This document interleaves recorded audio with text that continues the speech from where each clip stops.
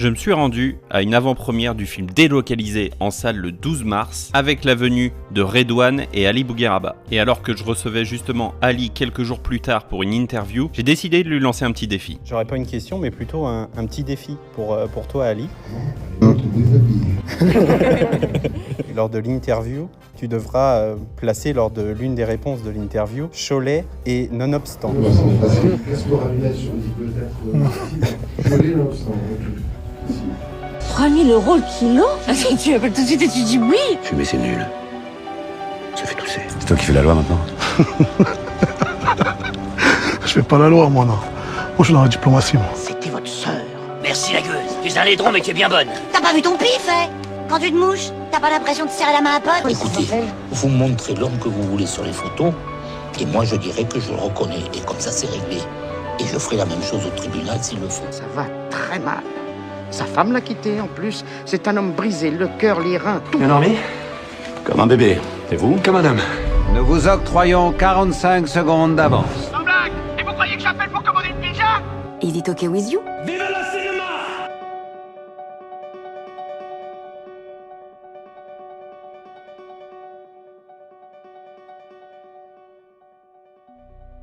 Après les Sekpa et les Sekpaoski, une incursion en Inde pour un film retentissant très drôle.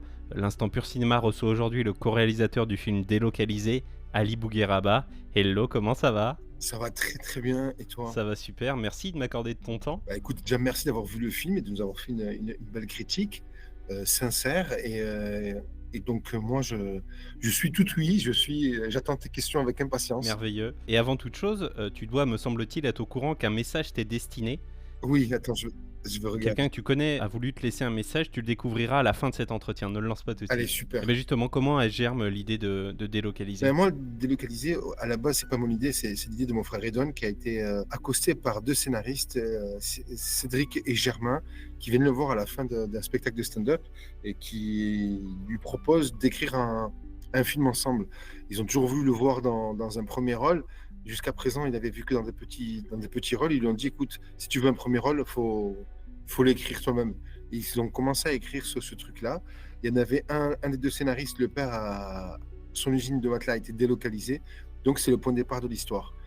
Moi, mon frère vient me voir. Il me dit, Ali, j'aimerais bien que tu réalises mon film. Moi, je devais réaliser un autre film à l'époque. Et je suis pas trop dans le délire de réaliser des films que j'ai pas écrits. Donc, j'accepte à une seule et unique condition de pouvoir retoucher des choses qui me déplaisent ou qui me plaisent moins. Donc, à partir de ce postulat-là, tout le monde accepte, on est d'accord, et je rentre dans l'aventure, et c'est une aventure exceptionnelle, parce que c'est la première fois que je vais tourner à l'étranger, et pas n'importe quel pays, c'est l'Inde. Mais ouais, non mais carrément. Et donc du coup, ouais, c'est une idée qui a germé dès le départ de co-réaliser tous les deux avec Redouane. Oui, mais comme il n'avait pas la possibilité de réaliser à 100% le film, puisque 90% du temps, il était de l'autre côté de la caméra, il m'a dit, viens le réaliser, donc je suis venu. Ça a été quelle expérience justement ce troisième film, tant sur la préparation que le tournage? C'est une expérience très enrichissante, parce que c'est la première fois où je réalise, entre guillemets, pas seul, parce qu'il y a mon frère Redouane, mais je prends les devants et la responsabilité de beaucoup de choses, parce que comme lui, il est l'acteur principal, il faut qu'il prépare son rôle. Je mets en avant pas mal de... En fait, je m'impose sur pas mal de sujets, comme la décoration ou le choix de la ville. Par exemple, j'ai choisi la ville de Calcutta, et quand je choisis cette ville, c'est pour des raisons particulières. C'est pour les taxis jaunes, c'est pour les tuk-tuk, c'est pour cette ambiance un petit peu anglaise, parce que c'est une ancienne colonie anglaise. Cette végétation luxuriante, limite équatoriale, qui a pris possession de la ville, et je soumets cette idée à Redouane. Redouane, il est d'accord. On aurait pu choisir le Kerala, Jaipur, Jodhpur, mais ça faisait trop carte postale. Même Pondichéry, qui est une ancienne colonie française, c'était canon. Goa aussi, ancienne colonie portugaise, c'était magnifique, mais ça faisait trop carte postale. On avait besoin de quelque chose d'authentique, avec une véritable patine et des personnages en couleur. C'est pour ça qu'on a choisi la ville de Calcutta.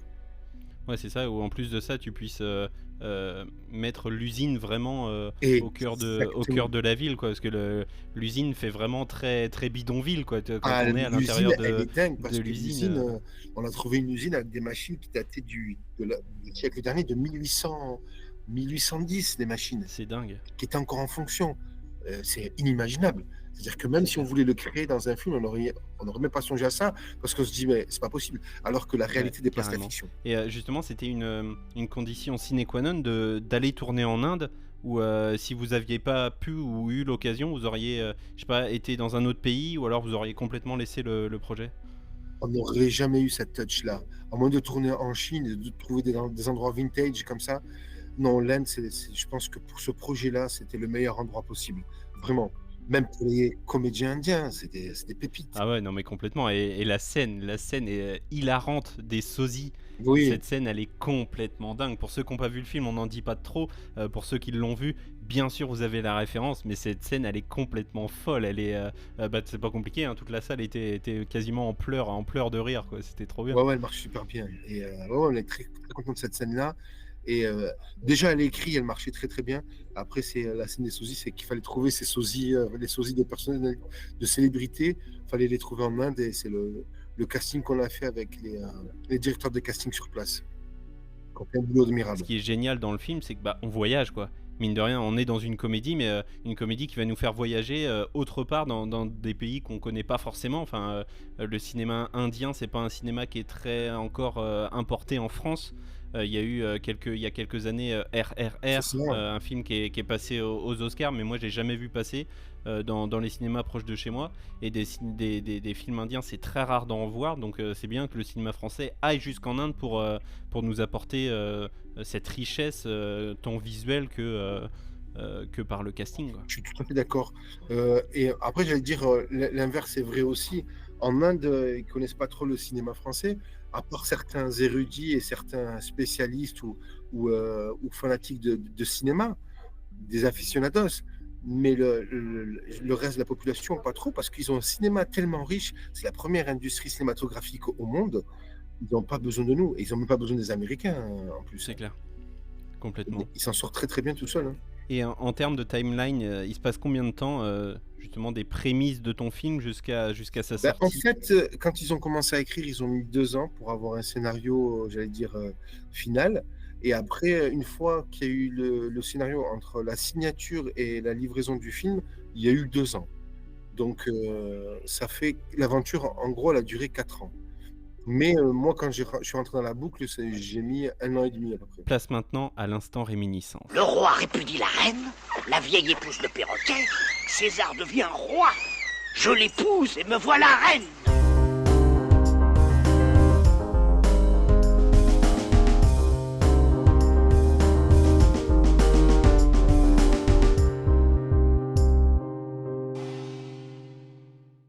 Alors je vais te poser plein de petites questions pour répondre, c'est ce qui te vient à l'esprit tout de suite. Si jamais je te reposais les questions demain ou après-demain, tes réponses pourraient être complètement différentes, il n'y aurait aucun souci là-dessus. Allez, vas-y. Quel film te ramène directement en enfance? Moi, je te dirais un film de Louis de Funès ou Bud Spencer et Terence Hill. Je pourrais pas te donner de titres, mais il y en a tellement. Mais c'est vraiment ces films-là qui sont une sorte de petite Madeleine de Proust que je regardais l'été en famille. J'ai plein d'autres exemples de films qui me ramènent à mon enfance, mais c'est ces comédies françaises que je voyais en famille, qui me plaisaient. Génial. Ton film parfait, c'est quoi ton 10 sur 10? 10 sur 10, sans hésiter, ça va être Retour vers le futur, le 1. Trop bien, Zemeckis, j'adore. Zemeckis, parce que en termes de scénario, en termes d'entertainment, en termes de technicité, de technologie, il y a tout dans ce film. Il y a tout, franchement. C'est un film qui devrait être étudié dans les écoles à tous les niveaux. Pour le style, pour tout, en fait, je trouve qu'il est parfait. Ok, c'est un teen movie, on a regardé ça quand on était gamin, mais moi, je l'ai remontré à mes enfants, avec toute la technologie qu'il y a eu entre-temps, elles sont toujours scotchées devant, et c'est intemporel. Et oui, il marche, le scénario est canon, la direction d'acteur est canon, tout est beau dans ce film, franchement. Et c'est le cinéma que j'aime, en fait. Il y a des cinémas beaucoup plus intello, il y a des cinémas où on va revendiquer des choses. Et moi, je suis plus pour le cinéma entertainment, le cinéma où je viens, je me pose dans ma salle de ciné, je prends mes popcorn et je viens vivre une aventure, j'en prends plein les yeux, je sors en faisant waouh, et je peux regarder ça avec mes enfants et tout. Et j'aime bien le cinéma qui fait réfléchir aussi, mais ça pour moi, c'est le cinéma. Ton dernier film vu au cinéma? Je crois que c'est The Substance. Ok, Coralie Farja, j'adore. Ouais, canon, franchement, une tarte. Ouais. Et ça m'a redonné envie de revoir ce film de genre qu'on a oublié et qu'on s'est dit qu'ils avaient plus de place aujourd'hui. Et c'est canon, il n'y a rien à dire aussi, pareil.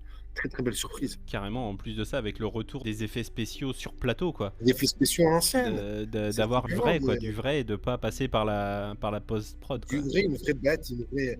Les costumiers, les comment ça s'appelle, ouais, maquilleurs. Maquilleuses, quoi. Maquilleurs ont fait un boulot exceptionnel. Ouais. Et gros big up à Pop, Pierre-Olivier Persin, qui remporte l'Oscar d'ailleurs pour le film il y a quelques jours, là, à l'heure où on enregistre, donc chapeau à lui et bravo. Ouais, en plus, voilà, c'est ça. Ta matière préférée à l'école, c'était quoi? Gamin, c'était les mathématiques, mais rapidement, après, c'est devenu le français. C'est un truc qui est dingue, mais quand je suis passé au lycée, que j'ai découvert la littérature, j'ai pris une gifle, en fait. En fait, au collège, c'est pas qu'on n'avait pas la bonne méthodologie, en fait, c'est qu'on nous obligeait à lire des livres. Et j'ai bien dit le mot « obligé ». On nous intéressait pas à les lire. Alors qu'en France, on a une littérature, mais franchement, à faire pâlir de jalousie le monde entier. On a des auteurs, mais dingues. Sauf qu'on n'avait pas la capacité intellectuelle ni l'intelligence nécessaire pour pouvoir assimiler ces bouquins à leur juste valeur. Et au collège, enfin, au lycée plutôt, j'ai eu des profs qui ont su m'intéresser à ces choses-là. Et après, quand je suis devenu comédien et que je me suis intéressé au répertoire classique, j'ai relu tous les plus gros standards de la littérature française et j'ai tout redécouvert. Et là, c'est là où j'ai apprécié le génie de nos auteurs à leur juste valeur. On va changer d'univers, je vais t'amener dans le mien. Ton dernier repas, c'était quoi? Alors, mon dernier repas, c'était hier soir. Faut dire que là, on est en pleine période du Ramadan. Et en pleine période du Ramadan, on renoue un petit peu avec des plats.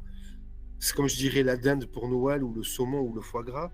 Moi, hier soir, je suis allé dans un resto algérien, je suis d'origine algérienne. Et comme la cuisine de ma mère me manque, comme je suis un peu loin, j'ai pris une shorba en entrée avec des feuilles de briques. Des feuilles de briques algéroises, c'est-à-dire c'est en cigare avec de la viande à l'intérieur, de la viande hachée, de coriandre, ail, oignon qu'on a fait revenir et qu'on a mis dans une feuille de brique comme ça. Souvent on double la feuille de brique pour qu'elle soit beaucoup plus croquante. Et une shorba en entrée. Et après, j'enchaînais avec un plat qui est mon plat préféré de tous les temps. C'est un plat algérien qui s'appelle rechta.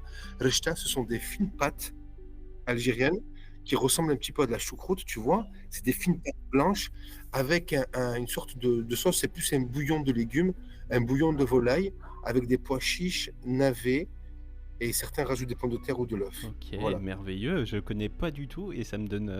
Rechta, c'est un plat très méconnu en fait. Toi qui est cuistot, je te conseille de le tester parce que c'est un plat typiquement algérien, limite algérois, qui est canon. Écoute, je note l'idée. Et très simple à faire. Trop bien. L'aliment ou le plat que tu n'aimes pas? Franchement, mais ça va te paraître bizarre, mais même les tripes, j'adore ça. J'ai rien de... Non, mes parents nous ont fait tellement de plats gamins, et en plus on est dans un pays où la gastronomie est dingue. Il n'y a rien qui me... Eh ben écoute, c'est merveilleux. Il y a rien qui... Même les cuisses de grenouille, j'adore les escargots aussi. J'essaie de trouver un truc qui pourrait être les tripes, mais les tripes, j'adore ça aussi. Après, il y a des plats, tout ce qui est charcuterie, malheureusement, je ne peux pas manger par ma confession religieuse. Bien sûr. Mais la gastronomie française est dingue. Et d'ailleurs, malheureusement, on a tellement été mal habitués qu'à part l'Italie, quand on voyage, on souffre. Hein. Franchement, certains pays asiatiques et certains pays africains, on mange très bien. Mais sinon, je vais en Angleterre, en Allemagne ou même en Espagne, franchement. La nouvelle génération de cuisiniers dont tu fais partie, certainement, vous avez une ouverture sur le monde qui est dingue et vous fusionnez toutes les cultures. On retrouve de tout dans notre assiette. Ouais, c'est ça, on a la cuisine fusion, on fusionne un petit peu toutes les cuisines pour en faire une nouvelle dans l'oriental, dans l'asiatique. Franchement, c'est admirable.